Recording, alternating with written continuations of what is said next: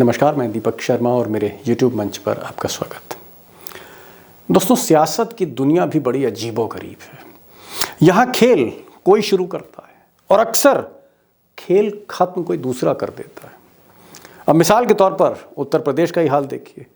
22 जनवरी, जी हाँ, इसी 22 जनवरी को मोदी खेल शुरू करने जा रहे हैं, राम मंदिर का भव्य उद्घाटन करके अयोध्या में।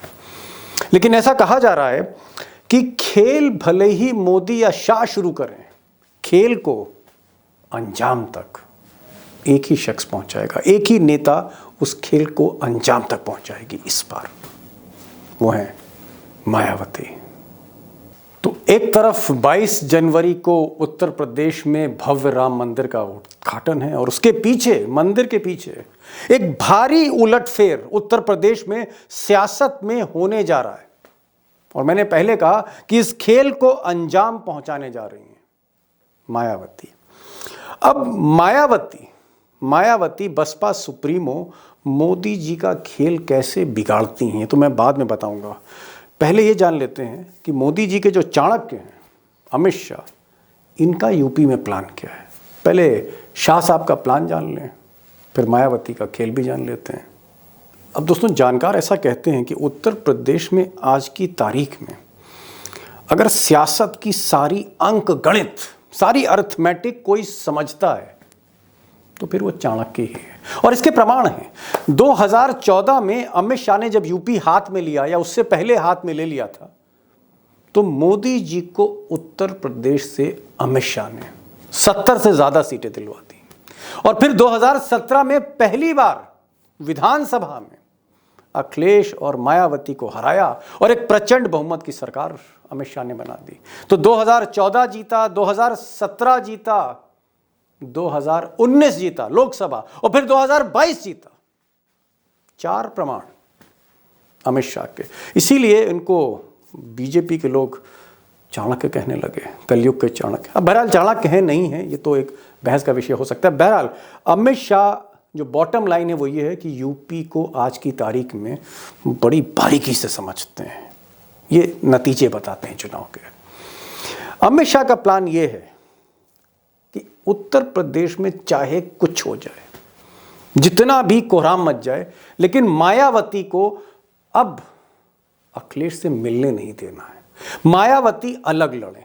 अमित शाह चाहते हैं कि उत्तर प्रदेश में त्रिकोणीय मुकाबला हो, यानी सब लोग अलग अलग लड़ें। बीजेपी अलग लड़े, मायावती अलग लड़ें, कांग्रेस और समाजवादी पार्टी या आरएलडी अलग लड़ें।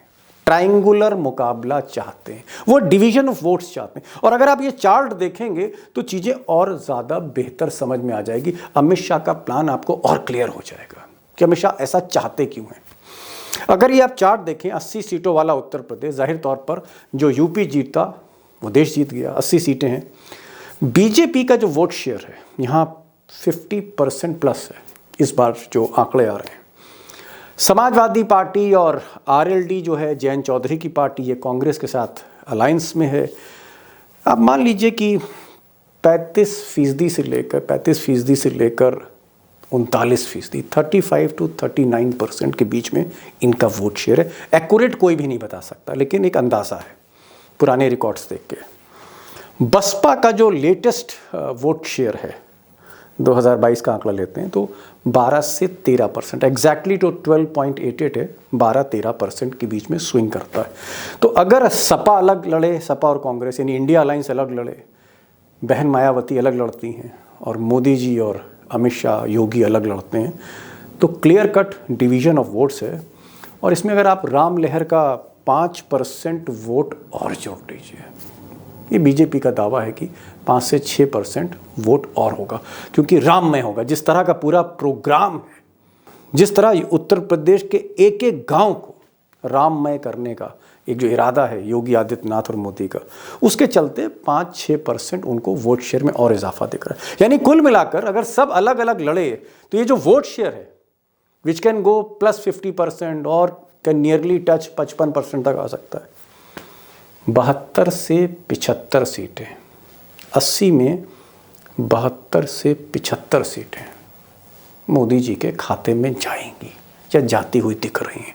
अगर ये सिनेरियो सब अलग अलग लड़ते हैं तो, लेकिन ये तस्वीर बिल्कुल पलट जाती है अगर फाइट उत्तर प्रदेश में 1 वर्सेस 1 होती है, यानी मायावती भी इंडिया अलायंस के साथ आ जाती, 1 वर्सेस 1, तो भैंस पानी में जा सकती है गुजरात लॉबी की।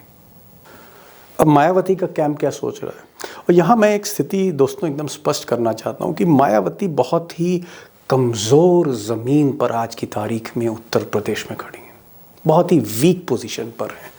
आप यूँ कह सकते हैं कि अगर विधानसभा का ही अगर हम पैमाना लें तो सिर्फ एक विधायक है 403 के हाउस में, और वोट परसेंट जो कभी उनका 27-28% हुआ करता था वो घट के 13% आ गया। तो मायावती का जो खेमा है या बहन मायावती हैं वो ये सोचती हैं कि अगर अकेले लड़ते हैं, अगर हाथी अकेले चलता है तो कुछ मिलने वाला नहीं है, लेकिन हाथी के साथ एक बारात चलती है तो खेल पलटता है। अब ये आंकड़े बताते, ये मायावती का खुद का मानना नहीं, आंकड़े बोल रहे हैं। अगर आंकड़े आप देखें, अब 2014 में मायावती अकेले लड़ी थी उत्तर प्रदेश में, जिसका भी प्रेशर हो या उनका खुद की सोच हो, अकेले जब लड़ी 0 सीट्स मिली, 0 लोकसभा में। और 2019 में जब उन्होंने गलती रियलाइज करी और वो भतीजे के साथ चली गई, बुआ भतीजे एक साथ लड़े, मायावती और अखिलेश एक साथ लड़े, तो 0-10 हो गया, 10 सीट्स मिली, अखिलेश से ज़्यादा सीट ले आई। और अगर आप फिर 2022 का विधानसभा का चुनाव देखें, फिर मायावती अकेले लड़ी, फिर 1 सीट मिली। तो अगर आप वोट शेयर देखेंगे अकेले लड़ने का, साथ लड़ने का, तो वाकई आपको एक अंतर दिखेगा। अब 2014 में जब अकेले लड़ी मायावती तो ये वोट परसेंटेज घट के उनका 19.77 हो गया।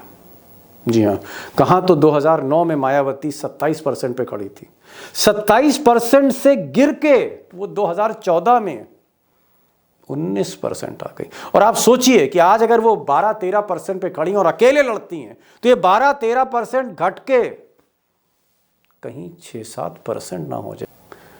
और अगर 6-7% हो गया मायावती जी का वोट शेयर, तो सोचिए फिर गुंजाइश कहाँ रहती है हाथी के लिए, शटर ही डाउन हो जाएगा पार्टी पर अगर ये स्थिति हो गई 5-6% की। तो जाहिर तौर पर मायावती, उनके जो कुनबा है, उनका जो खेमा है, उनका जो कैंप है, कभी नहीं चाहेगा कि मायावती अकेले लड़े। मायावती के पास ऑप्शन ही नहीं है, मायावती के पास विकल्प ही नहीं है, उनको किसी के साथ जाना ही जाना है। और बीजेपी के साथ वो जा नहीं सकती। अगर बीजेपी के साथ गई तो फिर सुपड़ा फिर साफ होगा आगे के लिए। वो जीत तो जाएंगी, लेकिन होगा ये कि मुसलमान फिर उनसे यूपी में छिटक जाएगा। यहाँ 20% मुसलमान उनसे छिटक सकता है, नाराज़ हो सकता है मोदी योगी के दौर में अगर वो बीजेपी पे जाती हैं। और अगर गई तो उसके बाद एक गुंजाइश और है कि हो सकता है अमित शाह पूरा का पूरा उनका जाटा वोट ही खींच के ना ले जाए। तो वहाँ लॉस ऑफ फेथ है, लॉस ऑफ वोट है बीजेपी के साथ जाने से। तो बहन जी या मायावती के पास एक ही विकल्प है, और विकल्प है इंडिया अलायंस। अगर वो इंडिया अलायंस के साथ जाती हैं तो देखिए क्या समीकरण बनता है।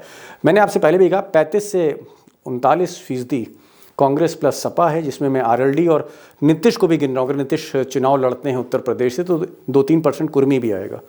आप मान के चलिए 39% मान लीजिए, अगर हम मान लेते हैं तो बीएसपी का उसमें अगर 12-13% जुड़ता है वोट, तो इंडिया अलायंस का वोट हो जाता है 51%। यानी कांग्रेस और समाजवादी अगर लड़ती हैं तो अरिथमेटिक उनके साथ नहीं है, लेकिन मायावती आती हैं तो अरिथमेटिक भी साथ है, केमिस्ट्री भी साथ है, तभी खेला होगा। अब दोस्तों, वाकई क्या उत्तर प्रदेश में उलटफेर होने जा रहा है? क्या वाकई मोदी और शाह ने जो बिसात बिछाई है उस बिसात को कोई पलट सकता है? और क्या मायावती इंडिया अलायंस में आखिरी वक्त पर शामिल हो सकती? क्या कोड ऑफ कंडक्ट, जब आचार संहिता लगे, जब इलेक्शन अनाउंस हो जाएं और ईडी और सीबीआई इनका कहर कम हो जाए, क्या ऐसी परिस्थितियों में, ऐसी सिचुएशन में बहन जी का हाथी निकलकर इंडिया अलायंस की बारात की अगुवाई कर सकता है? कैसा हो सकता है, कैसा मुमकिन है? क्योंकि फ़ायदा ही फ़ायदा मायावती को है, फ़ायदा ही फ़ायदा इंडिया अलायंस को है। लेकिन फिर भी इसमें बहुत से पेच हैं और इसको समझने की हम कोशिश करते हैं, क्योंकि ये सबसे बड़ा सवाल है। और मुझे लगता है कि अगर इस इलेक्शन को और करीब से देखना है तो हमें उत्तर प्रदेश को देखना पड़ेगा। 80 सीटों वाला उत्तर प्रदेश, जो जीता वही सिकंदर। इसलिए उत्तर प्रदेश में ये जो मायावती फैक्टर है, ये जो आप कह सकते हैं हाथी इधर से उधर जा सकता है, कितना बड़ा खेल कर सकता है, इसको समझने के लिए प्रोफेसर रवि कांत साहब के पास चलते हैं। और प्रोफेसर रवि कांत साहब वो हैं जो उत्तर प्रदेश के जातीय समीकरण को जिले जिलेवार समझते हैं, और आज की तारीख में 20-25 साल की रिसर्च है। और सबसे बड़ी बात दोस्तों की बेधड़क बेखौफ बोलते हैं। ज़्यादा वक्त नहीं लूँगा, लखनऊ चलते हैं, प्रोफेसर रवि कांत साहब से उनकी राय लेते हैं, इस तस्वीर को थोड़ा और साफ करके देखते हैं। डॉक्टर साहब, पहला सवाल, लोग कह रहे हैं और बीजेपी का यह दावा है कि बीजेपी का जो ऑलमोस्ट 50% जो वोट शेयर था, राम मंदिर के प्राण प्रतिष्ठा के बाद, राम मंदिर के उद्घाटन के बाद जो इस तरह का एक बहुत ही मैसिव स्केल पर बीजेपी इस मंदिर को प्रोजेक्ट करने जा रही है, और मंदिर वर्सेस रेस्ट, ये जो राजनीति हो रही है, एक बहुत ही गहरा सांप्रदायिक ध्रुवीकरण देखने को जहां मिलेगा। क्या ऐसी स्थितियों में आपको लगता है कि मायावती अगर अकेले लड़ती है तो क्या हाथी के लिए ये बहुत मुश्किल चुनौती होगी? क्योंकि लगातार मायावती का वोट गिरता जा रहा है। डॉक्टर साहब, मायावती कहां खड़ी हैं इस मंदिर वर्सेस कमंडल राजनीति में जो होने जा रही है? देखिए दीपक जी, अगर मायावती अकेली लड़ती हैं तो वो जीवन की सबसे बड़ी भूल करेंगी, सबसे लेकिन बड़ी वो भूल। ऐसा करेंगी नहीं। मायावती ऐसा करेंगी नहीं, ये वो जानती हैं, और उनको जानने वाले भी ये जानते हैं कि मायावती कभी अपने पैर पर कुल्हाड़ी इस तरह की नहीं मार सकती। उन्हें मालूम है कि उनकी राजनीति कैसी रही है, कहां पे उनको खेलना है और कब कहां आना जाना है, ये भी वो बखूबी जानती है। पिछले दिनों उन्होंने संकेत भी दिए थे। उत्तर प्रदेश में जहां पर आपने कहा कि करीब 50% पर बीजेपी खड़ी हुई है, और मंदिर के प्राण प्रतिष्ठा के इर्द गिर्द महीने भर जिस तरह का घटाटोप होगा इस धर्म की राजनीति का, उसमें अगर मायावती अकेले जाती हैं तो जाहिर तौर पर जो जमीन अभी उनके पैरों तले है वो खिसक जाएगी। पर मायावती रहेंगी का 13% वोट है करीब करीब, उसमें से सीधा मौका मिलेगा अमित शाह को। और मुझे तो कई बार ये लगता है कि अमित शाह चाहते हैं कि वो अकेली जाए। अच्छा, ये अमित पूरा शाह मौका चाहते मिलेगा हैं अमित कि शाह को, डेफिनेटली, कि वो अकेले जाए, और उसके बाद अमित शाह को उस जाटाओ वोट बैंक को भी खींचने में आसानी होगी। और नॉन जाटाओ दलित है, वो तो उनके रेंज में पहले से रहा है, तो उस पर भी लार टपक रही होगी अमित शाह की, उसको कैसे छोड़ देंगे? और तब मायावती का क्या होगा, इस बात का चिंतन मनन खुद वो कर रही होंगी। तो डेफिनेटली वो ऐसी गलती नहीं कर सकती जितना मैं उनको समझता हूं। नहीं तो विकल्प क्या और है? क्या फिर मायावती के पास फिर विकल्प क्या है? उनके पास ऑप्शन क्या बचता है मायावती के पास? वो वही खुला ऑप्शन है कि वो इंडिया अलायंस के साथ जाएंगी। वो फरवरी में जाएंगी कि वो मार्च के शुरू में जाएंगी, लेकिन उनको जाना तो होगा। ऐसा नहीं हो सकता कि मायावती कोई ऐसी भूल कर दे कि वो अकेली या फिर वो बीजेपी के साथ चली जाए। लेकिन ये तो आप कहें ना कि कोड़ में खाज वाली स्थिति होगी। फिर क्या होगा उनका? क्या मुस्लिम वोट बैंक है जो उत्तर प्रदेश में 18%, जो पहले से ही डाउटफुल है, मायावती को क्या वो वोट करेगा फिर? और खुद जाटाओ और जो दलित मतदाता है, जो इस देश की सांप्रदायिक राजनीति को तौबा करना चाहता है, वो क्या मायावती की तरफ कभी पलट करके देखेगा भी? ये वो अपने दामन पर दाग नहीं लगा सकते, और इसलिए वो बीजेपी में खुल करके नहीं। आप ये कह रहे हैं कि एक तरफ मोदी, शाह और योगी होंगे, दूसरी तरफ राहुल गांधी, नीतीश कुमार और अखिलेश यादव और जयंत चौधरी होंगे, और थर्ड फोर्स के तौर पे अगर मायावती लड़ती हैं तो आपका ये कहना है कि मायावती फिर से 2014 की स्थिति में जा सकती हैं, मायावती को एक भी सीट नहीं मिलेगी, आप ये कहना चाहते हैं? क्योंकि पिछली दीपक जी, विधानसभा चुनाव में हमने सीट का देखा। तो छोड़ दीजिए, आप सीट का तो छोड़ दीजिए, 2014 में भी उनके पास जो वोट परसेंटेज था वो करीब करीब 20% था, 19.8%। ये 19 वोट जो 8% करीब था, 19.77, हाँ मान लीजिए, हाँ 18% मान 8%। लीजिए। ये वोट परसेंटेज जो अभी उनका 13 है, वो घट करके 5 पर खड़ा होगा। फिर क्या करेंगे मायावती? 2027 के लिए अभी एक सूरत हाल बन सकता है, एक उम्मीद बन सकती है। फिर तो आपके हाथ से वो 27 भी गया और उम्मीदें भी मैं गई। इसको एकदम एकदम सिंप्लीफाई करूं, एकदम स्ट्रेट बोलूं, आप ये कह रहे हैं कि मायावती अगर अकेले लड़ती हैं इस सांप्रदायिक ध्रुवीकरण के बीच में, जो पोलराइज्ड, कम्युनली पोलराइज्ड जो चुनाव होगा, इसमें अगर मायावती अकेले लड़ती हैं तो सीट भी नहीं मिलेगी और उनका जो वोट शेयर है वो भी चला जाएगा। कुल मिलाकर आप ये कह रहे हैं कि बसपा की दुकान पे शटर गिर जाएगा, आप ये कहना चाह रहे हैं? डेफिनेटली दुकानें बंद होगी। शटर गिर जाएगा और ताला भी लग जाएगा। दीपक जी, फिर क्या होगा? वो जो मान्यवर कांशीराम कहते थे ना कि जो सत्ता की कुंजी, सत्ता की चाबी, वही खो जाएगी। फिर क्या करेंगी मायावती? सारी जो राजनीति है दलित बहुजन की, जो उम्मीद है, वो सारी खत्म हो जाएगी। ये मायावती नहीं कर सकती। जितना मैं समझता हूं उनकी राजनीति को, कि वो ये गलती नहीं कर सकती। डॉक्टर साहब थोड़ा खुलकर बातचीत हो जाए फर्रुखाबादी स्टाइल में, खुला खेल फर्रुखाबादी हो जाए आज, क्योंकि मैं एक चीज जानता हूं कि बसपा में आपके बड़े गहरे सूत्र हैं और काशीराम के टाइम से आपके हैं। मैं ये जानना चाह रहा हूं कि फिर मायावती चाहती क्या है? अगर मायावती इंडिया अलायंस के साथ आती और राहुल गांधी उनको एक रास्ता खोल के देते हैं, अखिलेश को भी मना लिया जाता है, मायावती अगर इंडिया अलायंस से आती तो क्या मायावती फिर उनको 10-15 सीटें कोई देगा, 15-20 सीटें देगा कोई? मायावती तैयार हो जाएंगी? सीटों का एडजस्टमेंट कैसे होगा? देखिए, उसके लिए कांग्रेस पार्टी ने एक फॉर्मूला भी दिया है, जितना मेरी जानकारी है, कि एक तो उत्तर प्रदेश के अलावा भी खास करके राहुल गांधी तैयार हैं कि वो मध्य प्रदेश में, छत्तीसगढ़ में, राजस्थान में, यहाँ पर सीटें दे करके बीएसपी को संतुष्ट करें। अगर उत्तर प्रदेश में कम सीटें मिलती हैं तो वो उसकी भरपाई करें। यहाँ पर जो एक पैच है वो है समाजवादी पार्टी का। वो रामगोपाल यादव ने जो उस मीटिंग में कहा था कि अगर आप उनसे बात कर रहे हैं अंदर खाने, तो फिर हम बाहर चले जाएंगे।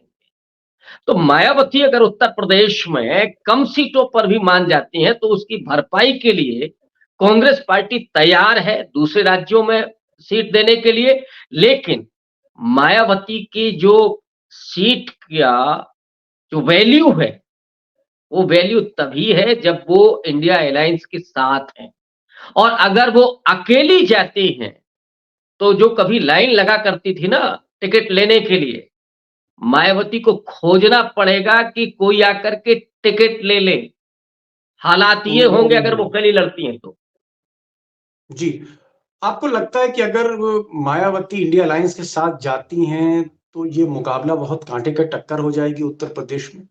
क्या मोदी और शाह के लिए चुनौती हो जाएगी इंडिया अलायंस उत्तर प्रदेश में? क्योंकि अभी तक जो अरिथमेटिक है वो इंडिया अलायंस के साथ नहीं जाती। अभी अगर आप समाजवादी पार्टी और आरएलडी और नीतीश कुमार के 2% वोट में अगर कांग्रेस का 2.5% वोट भी जोड़ दीजिए, तो कहीं भी कोई बराबरी नहीं है। जो अरिथमेटिक है वोटों का, वो अरिथमेटिक इस वक्त समाजवादी पार्टी कांग्रेस के पक्ष में नहीं जाती है। मायावती के जुड़ने से अरिथमेटिक बदलती है, केमिस्ट्री भी बदलती है। आपको लगता है कि मायावती जी के लिए फायदे का सौदा होगा? उनको फिर से 9-10 सीटें मिल सकती हैं, फिर से जो है कहीं ना कहीं पार्टी बाउंस बैक कर सकती है? निश्चित रूप से। और जो जिस आप अर्थमेटिक की बात कर रहे हैं, कि ये अर्थमेटिक भी इंडिया अलायंस को वो ऊर्जा नहीं दे सकता है। लेकिन अगर बीएसपी उसमें आती है तो अर्थमेटिक के साथ केमिस्ट्री भी होगी। अंकगणित से काम नहीं चलता है। रसायन जब तक नहीं होता है तब तक वो घोल तैयार नहीं होता है, जिसके जरिए आप वोट जुगाड़ते हैं, वोट आप तक आता है। तो इंडिया अलायंस को एक तरह से हम कहें कि उसमें रसायन का काम बीएसपी कर सकती है। और फिर मोदी और शाह के लिए बड़ी चुनौती भी पैदा हो सकती है। जो देहाती इलाका है, ग्रामीण जो क्षेत्र है उत्तर प्रदेश का, उसमें आज भी बीएसपी का अपना कोर वोट बैंक मौजूद है और उसकी केमिस्ट्री ये है कि अगर बीएसपी का हाथी अगर वहां दौड़ रहा है तो फिर ठप्पा वहीं लगता है, माने ईवीएम का बटन फिर वहीं दबता है। ये केमिस्ट्री है मतलब आप कह रहे हैं कि उत्तर प्रदेश के ग्रामीण इलाके की। अगर आप डॉक्टर साहब, क्योंकि आप तो हर समीकरण को बड़ा अच्छी तरह समझते हैं, चाहे कांग्रेस का हो, सपा का हो, भाजपा का हो या बसपा का हो। मान लीजिए मायावती आ जाती हैं, साथ में दलित वोट लेके आती हैं और एक मुश्त दलित वोट पड़ता है। इधर मुसलमान जो है 19-20% उत्तर प्रदेश में, वो इंडिया अलायंस के साथ आता है। यादव 7-8% वोट है, वो एक साथ आता है और फिर कुछ बहुत सी अति पिछड़ी जो जातियां वो भी जुड़ती हैं। एक बड़ा वोट चंक बढ़ता है और नहले पे दहला ये, जैसा कि मुझे खबरें मिल रही हैं कि उम्मीदवार फिर ज्यादातर सवर्ण लड़ा दिए, कहीं पंडित लड़ा दिया, कहीं ठाकुर लड़ा दिया। तो ठाकुर पंडित ये उम्मीदवार है, उसके पीछे दलित खड़ा है, दलित के पीछे मुसलमान खड़ा है, मुसलमान के पीछे अति पिछड़ा खड़ा है, फिर यादव खड़ा हुआ है। अगर ये रेल बन गई तो फिर होने क्या जा रहा है?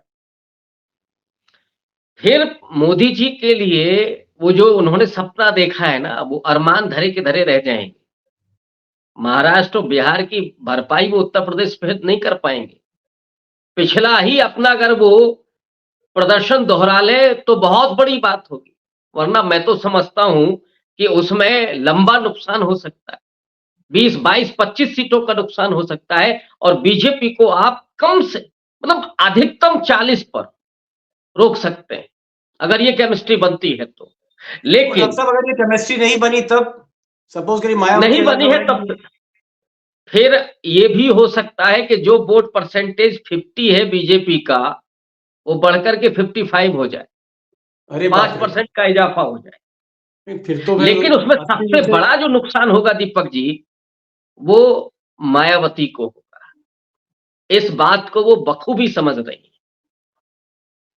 तो एक तरफ तो मतलब आप बीजेपी आपका को ये नहीं रोक, कहना है डॉक्टर कि अगर मायावती अकेले लड़ती हैं, ट्रायंगुलर फाइट होती है जिसका लाभ राम लहर में मिलेगा बीजेपी को और मोटा लाभ मिलेगा, तो क्या हम माने कि फिर बीजेपी 70 के ऊपर है इस बार, 70 सीटों के ऊपर, अगर तीनों अलग अलग लड़े? हाँ डेफिनेटली अगर इनमें गठबंधन नहीं हो पाता है तो फिर बीजेपी को आप कहां से रोकेंगे? सवाल ये। अभी नीतीश कुमार को लेकर के पेच फंसा हुआ है कि वो कन्वीनर होंगे कि नहीं होंगे। इन सब सवालों के जरिए आपकी केमिस्ट्री बनती है। अखिलेश यादव अभी पेच फंसाए हुए हैं, सीट बंटवारा कैसे होगा? और अगर ये गफलत बनी रही तो जी। फिर राम मंदिर के इशू पर भारतीय जनता पार्टी को एक लंबी रेस लगाते हुए आप देखेंगे। मैं हाँ आंकड़ा तो जी। नहीं कह सकता कि वो 70 होगा कि 65 होगा, लेकिन लंबी रेस आपको दिखाई देगी। केमिस्ट्री पर नहीं, पूरा माहौल बीजेपी के पक्ष में होगा। आप डॉक्टर साहब, इसका मतलब आपकी जो थ्योरी पर मैं चलूं, आप ये कह रहे हैं, और क्योंकि आप पिछले 25-30 साल से उत्तर प्रदेश के हर पॉलिटिकल आंकड़े में, फिगर में आप अंदर तक डूबे हुए हैं, आपकी बात मानूं, आपकी थ्योरी मानूं, तो आप ये कह रहे हैं कि पहले तो अरिथमेटिक सही करें, यानी अखिलेश यादव, कांग्रेस, आरएलडी, जयंत चौधरी, नीतीश कुमार, ये सारे लोग मिलकर हाथी के लिए एक रास्ता दें, बसपा को आने दें, और जब अरिथमेटिक बन जाए तो फिर जो वोटों की केमिस्ट्री है ना, कि पिछड़ा भी साथ में है और कहीं ना कहीं मुसलमान सारे, एक मुश्त वोट आपको मिलेगा, दलित भी आएगा, ये जो केमिस्ट्री बनेगी और अरिथमेटिक बनेगी, ये फिर टक्कर दे सकती है इस राम लहर को, आप ये कहना चाह रहे टक्कर नहीं, आप ये समझिएगा कि फिर उसके बाद पटकनी भी दे सकती है। इतना बड़ा काम हैं? हो जो सकता है। 1993 में हुआ था, आप ये कहना चाह रहे हैं, डेफिनेटली, जब काशीराम मुलायम डेफिनेटली। बन गए थे, काशीराम मुलायम सिंह जब मिल गए थे, तो कल्याण सिंह जो मुख्यमंत्री बनने का ख्वाब देख रहे थे, सपने धरे के धरे रह गए थे। आप उस रोक दिया अरिथमेटिक और केमिस्ट्री की बात कर रहे हैं? केमिस्ट्री की बदौलत, बिल्कुल बिल्कुल। वो केमिस्ट्री। इतिहास दोहराया जा सकता है। डॉक्टर साहब, समझ गया। आपने एक बात कही कि मायावती के पास कोई विकल्प नहीं है, ऑप्शन नहीं है। अगर मायावती जी को सरवाइव करना है पॉलिटिकली 2027 और उसके बाद, तो कहीं ना कहीं उनको सीटें जीतनी होंगी। सीटें वो अकेले जीत नहीं सकती, जैसा कि 2022 और 2014 के चुनाव बताते हैं। यहाँ मायावती बुरी तरह फेल हुई। तो मायावती को साथ चाहिए और इंडिया अलायंस को दलित वोट चाहिए, तब जाके एक अरिथमेटिक बनेगी, केमिस्ट्री बनेगी, देखना है। और मुझे लगता है कि बहन जी जो है वो कच्ची खिलाड़ी कभी नहीं रही, सूझबूझ आज भी उनके पास है और पॉलिटिकली जो उनके डिसीजंस होते हैं करेक्ट होते हैं। देखना है 22 जनवरी को राम मंदिर का उद्घाटन है और उसके बाद मुझे लगता है मार्च के दूसरे हफ्ते तक आचार संहिता लागू हो जाएगी और आचार संहिता के बाद ही मायावती अपना असली कार्ड खेलेंगी। जब ईडी, सीबीआई इन सब का डर नहीं होगा, तब मायावती का हाथी हो सकता है बाहर निकले और इंडिया अलायंस की बारात को ज्वाइन करे। अगर ऐसा होता दीपक है जी, तो जैसे 22 जनवरी के पहले 15 जनवरी है। 15 जी जनवरी जी मायावती का जन्मदिन, और उस जी पर जी वो बड़ा ऐलान कर सकते हैं। हो सकता है केक वो काटते ऐलान वक्त क्या जब होगा उनका, उसका इंतजार हम करें। नहीं नहीं बिल्कुल बिल्कुल, जब वो केक काटेंगी और सारी उनका जो है उनके सारे अधिकारी साथ में होंगे, पदाधिकारी वगैरह, उस वक्त हो सकता है वो कुछ अनाउंस करे, उसकी हमें जरूर इंतजार रहेगा। डॉक्टर साहब आप आए और जो आप आज आपने संकेत दिया कि उत्तर प्रदेश में उलटफेर हो सकता है, बशर्ते अखिलेश यादव और उनके चाचा राम गोपाल को इस बार थोड़ा दिल बड़ा करना पड़ेगा और मायावती को स्पेस दें, क्योंकि ये जंग जो है ये सिर्फ यूपी की नहीं है, ये जंग जो है वो हिंदुस्तान की है। ये जंग जो है हिंदुस्तान के मुस्तकबिल की जंग, ये समझना होगा राम गोपाल और अखिलेश यादव को, और हो सकता है मायावती समझ रही, कोई ना कोई रास्ता निकलेगा जैसा कि आप बता रहे हैं। डॉक्टर साहब आप आए, बेखौफ आपने बातचीत करी कैमरे पर, बहुत बहुत शुक्रिया। और दोस्त जो हमारे हैं आपका हमेशा इंतजार करते हैं, क्योंकि आप बातें जो है बहुत खरी खरी करते हैं और अक्सर वो बातें बड़ी सटीक निकलती। Thank you so much for joining this programme.